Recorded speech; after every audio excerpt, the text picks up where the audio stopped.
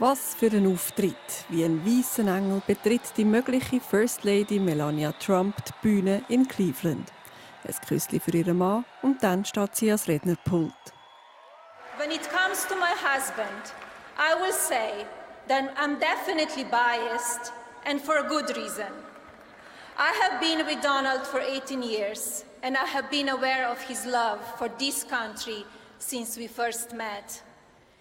My husband offers a new direction, welcoming change, prosperity, and greater cooperation among peoples and nations.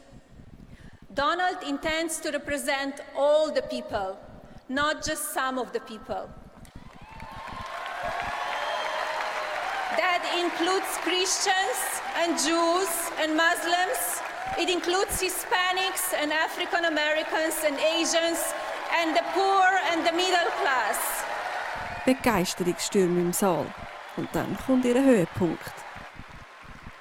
Donald J. Trump is ready to serve and lead this country as the next president of the United States. Winke, winke, nochmal ein Küsschen und schon hat sie ihre Tat brav